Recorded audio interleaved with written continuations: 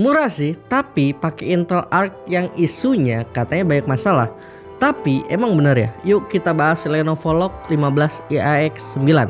So, let's check it out.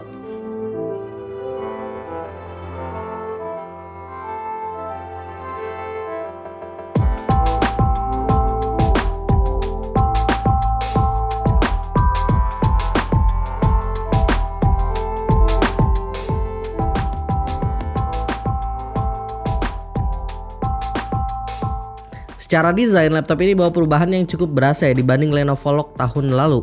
Yang sekarang kelihatan lebih sleek, tegas, dan cakep.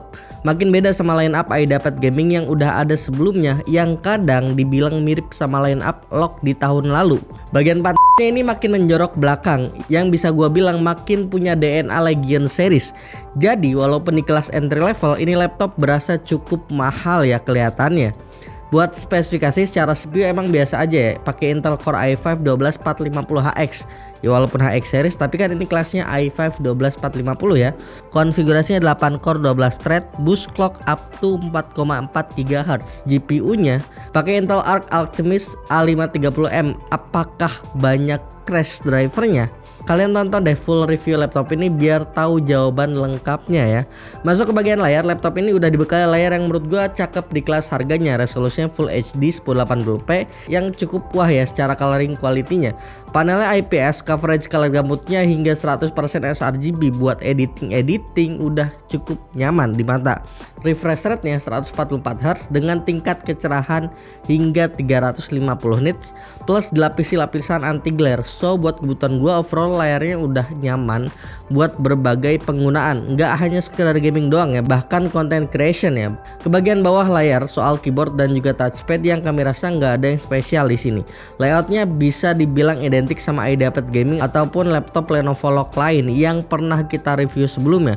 Feel-nya juga nyaman tapi ya sesuai harga ya, masih belum senyaman Legion series, but it's okay lah. Buat konektivitas dan I/O port pun menurut gua udah lebih dari cukup ya untuk sebuah laptop yang harganya 11 jutaan lebih dikit kayak gini. Ada 3 USB Type A 3.2 Gen 1, 1 USB Type C 3.2 Gen 2 yang support PD 140W plus DP 1.4 ya. Ada juga HDMI 2.1, headphone jack di sisi kanan, Ethernet LAN dan satu power connection. Sebagian port I/O-nya ini ditaruh di bagian belakang laptopnya, jadi harusnya akan terlihat lebih rapi ya kalau kalian banyak colok-colok peripheral tambahan saat pakai laptop gaming satu ini. Konektivitasnya pakai Wi-Fi 6 802.11ax dan Bluetooth 5.2. Lanjut ke bagian performa. Intel Core i5 12450HX yang ada di laptop itu terasa standar banget performanya menurut gue ya, dari sisi multicore-nya khususnya. Padahal bawa embel-embel HX bahkan sama i5 12450HX lawan MSI GF63 Tin 12VE ini tuh masih belum keep up gitu. Score average-nya cuma ada di sekitar 9900 poin doang.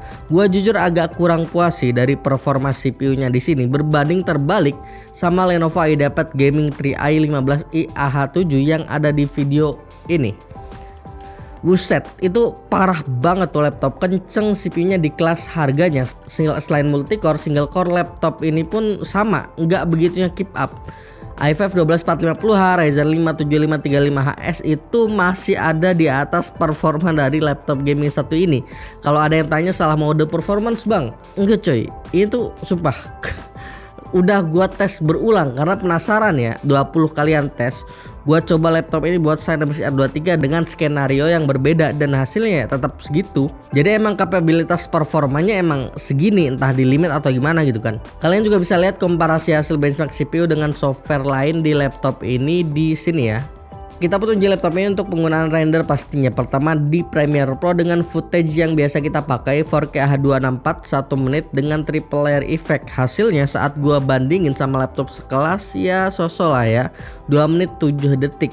Dan pasti yang kita pun coba laptop ini untuk gaming ya. Game kompetitif kayak Valorant di competitive setting dapat di 150-an FPS dengan minimum FPS di 100-an. Selain itu pasti dong kita juga coba di game AAA kayak Cyberpunk 2077.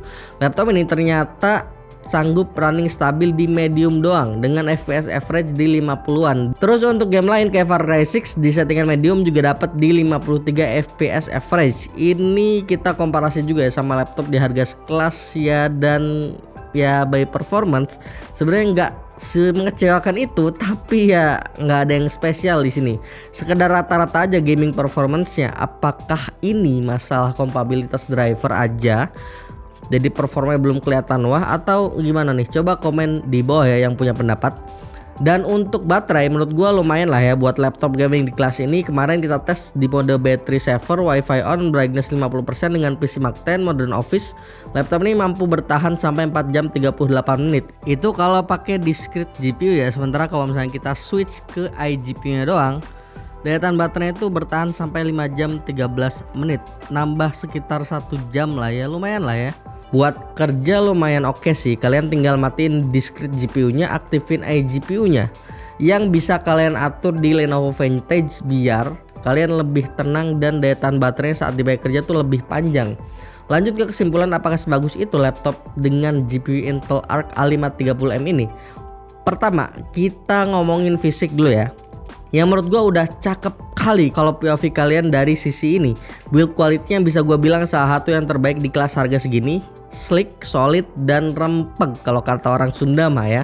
Desainnya pun cakep, minimalis, tapi DNA legendnya itu kental banget di sini. Apalagi kalau kalian lihat di bagian X house-nya. Itu kalau POV kita ngeliat itu dari fisik dan desain ya. Sementara performanya gimana?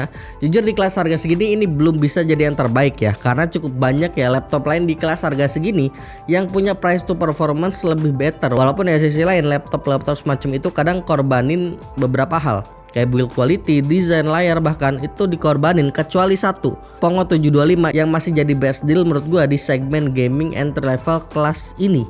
Dan dropnya performa laptop gaming satu ini di beberapa skenario mungkin bisa jadi karena masalah kompatibilitas driver ya, yang emang masih perlu terus diperbaiki sama si Intel.